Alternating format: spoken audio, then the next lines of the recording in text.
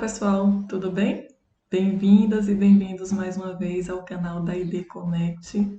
Como vocês já sabem, a ID Connect é uma equipe formada por graduandas do curso de Letras e Literaturas da UNEB e nós juntas nos propomos a vir aqui construir conhecimentos com vocês, voltados principalmente para o tema das construções identitárias, que são plurais e tão fluidas, né? Nessa contemporaneidade. Eu sou Luna Laís e mais uma vez venho aqui contribuir e mediar uma das videoaulas. Hoje o tema que nós vamos discutir é romantismo e a produção literária de José de Alencar. E já começo então perguntando a vocês um pouco sobre quais são as leituras e quais são os debates que vocês já fizeram a respeito do romantismo e da produção literária de Alencar. Não deixem de responder a essa questão aí nos comentários e já trazer também as suas dúvidas, as suas questões a respeito dessa temática, que é um tema que dá muito debate e vários debates atuais também, pensando aí a nossa construção da identidade nacional, né, do ser brasileiro, do ser brasileira. Então, deixe aí nos seus comentários as suas reflexões. E ativem o sininho aqui do nosso canal para vocês continuarem acompanhando as nossas videoaulas, tá certo? Então é isso.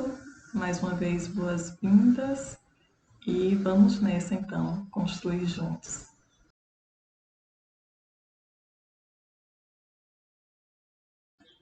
Bom, então, para a gente dar início aqui à nossa conversa, eu acho que é importante a gente primeiro contextualizar em relação ao romantismo, né?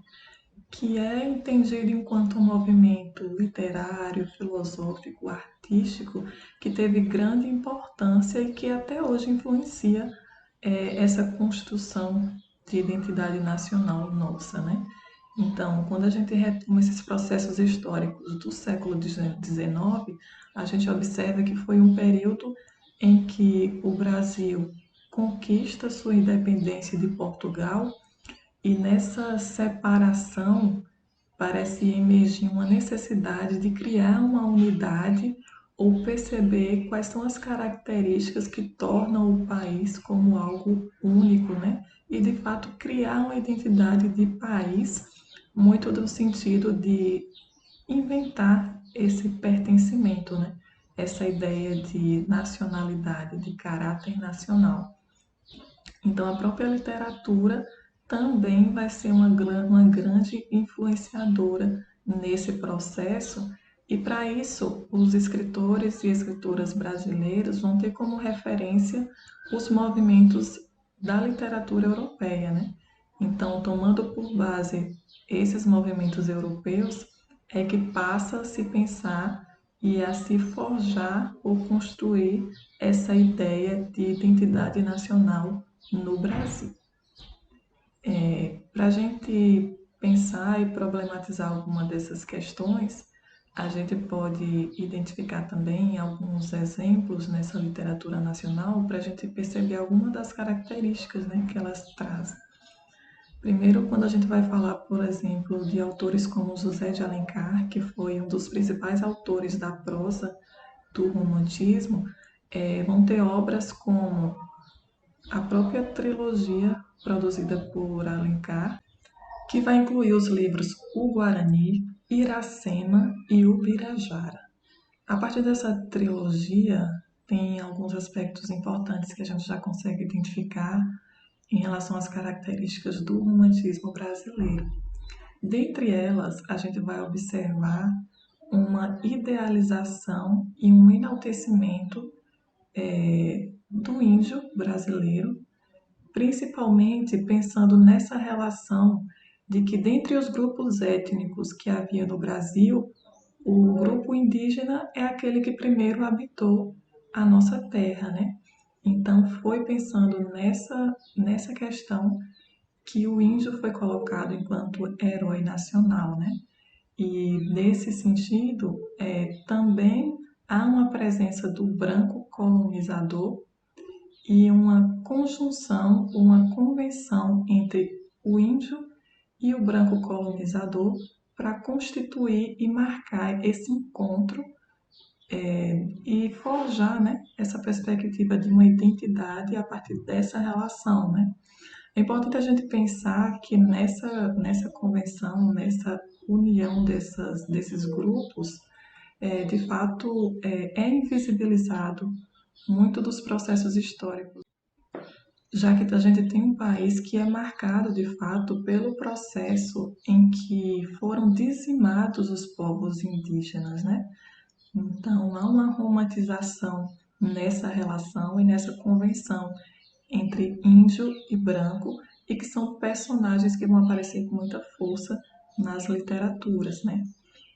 A gente também observa que há uma invisibilidade do povo negro quando a gente pensa o romantismo e essa construção forjada, né, da identidade nacional. E por que há uma invisibilidade do povo negro que pouco aparece nessa literatura? Principalmente por conta do processo de escravização, né, e essa falsa concepção que é atribuída ao povo negro desde o início da formação histórica do nosso país. Uma outra característica que a gente vai ver muito forte nessas literaturas do romantismo é a caracterização do Brasil, né? A caracterização da sua natureza, das suas paisagens, das suas culturas, principalmente na perspectiva de trazer essa ideia de único, né? Do que é que tem de único no Brasil que o torna Brasil e que constrói essa identidade, né?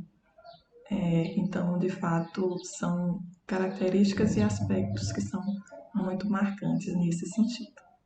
Para melhor compreender alguns desses aspectos e características, eu separei para a gente um trecho do livro Iracema, de José de Alencar, e que está no capítulo 2, e caracteriza um pouco mais dessa questão indígena, também traz alguns dos aspectos, né, dessa natureza que a gente mencionou anteriormente, né, dessa exaltação da natureza.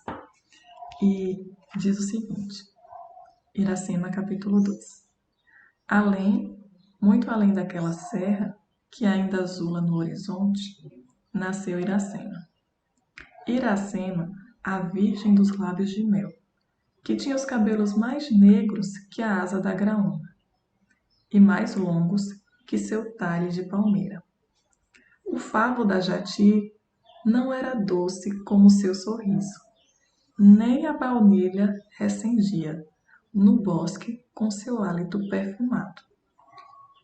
Mais rápida que a ema selvagem, a morena virgem corria o sertão e as matas de Ipu, onde campeava sua guerreira tribo da grande nação Tabajara. O pé grácil e nu, mal roçando, alisava apenas a verde pelúcia que vestia a terra com as primeiras águas. A gente nota então mais uma vez, né, esse ideal e essa construção de um herói pensada na figura indígena, e além disso a gente também percebe que é de fato construído, né, essa ideia de bom selvagem, contrapondo outros momentos da literatura em que o índio era visto como o selvagem, o não civilizado, né? E além disso, as características também que vão sendo atribuídas ao povo indígena na literatura do romantismo é muito na perspectiva, né, de tentar colonizar ou de trazer uma imagem muito referenciada nessa perspectiva do colonizador branco, né? Então há também essa busca de colonizar o indígena ao descrevê-lo na literatura do romantismo.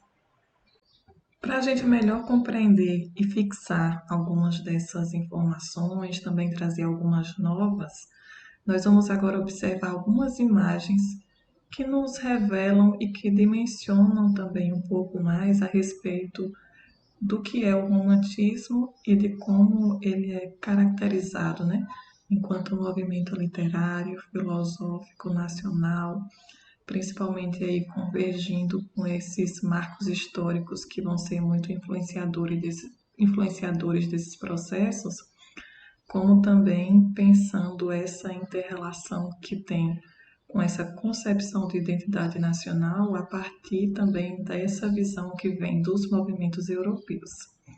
Então, vamos dar uma olhada nessas imagens e, na sequência, a gente dialoga um pouco mais sobre a identidade nacional e pensando muito nos contextos da atualidade.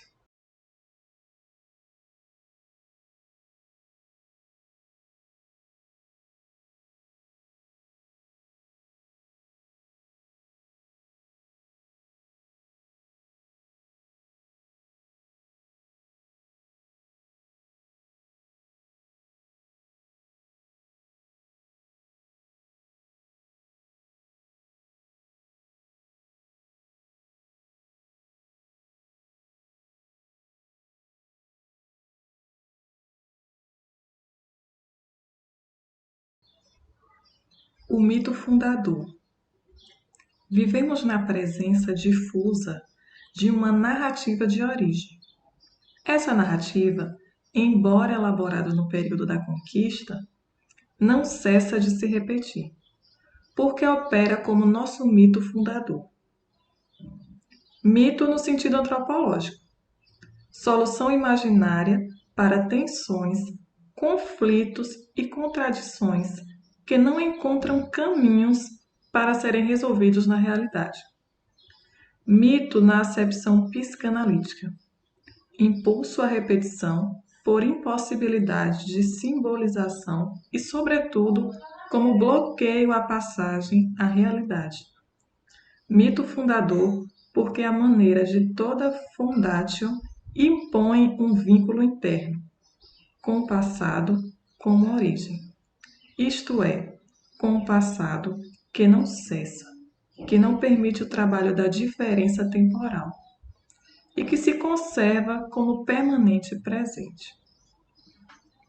É com essas palavras de Maria Helena Chauí que a gente reflete, então, mais uma vez, a concepção de identidade nacional, pensando essa consagração do herói, essa confluência ou esse forjar, né, do mito fundador a partir dessas relações que foram sendo construídas no processo de formação de Brasil.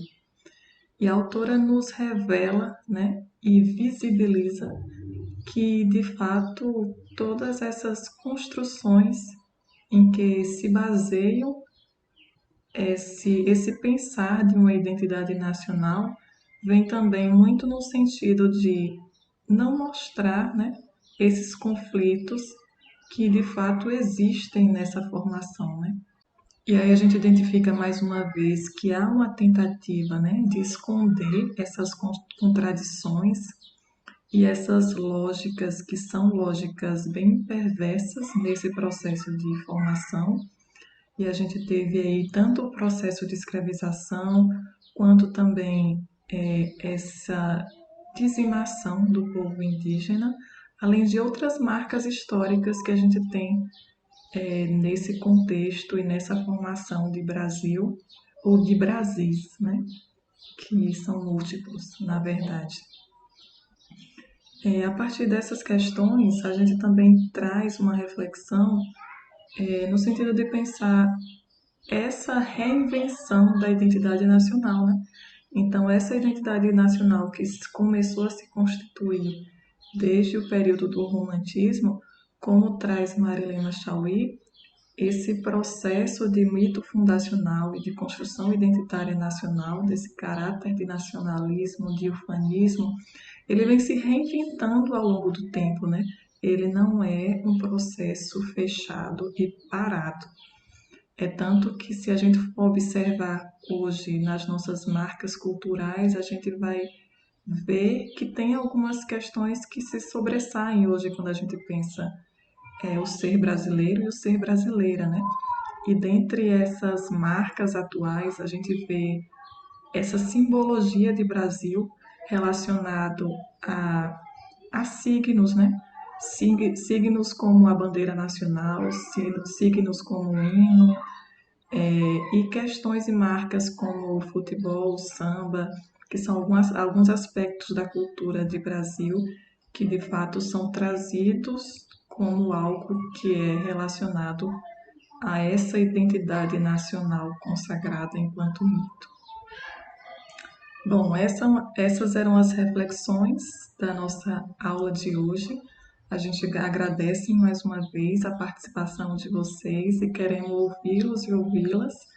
Então, tragam os comentários, por favor, não deixe de colocar aqui as observações de vocês e trazer também qual a reflexão de vocês, né, a respeito dessa temática.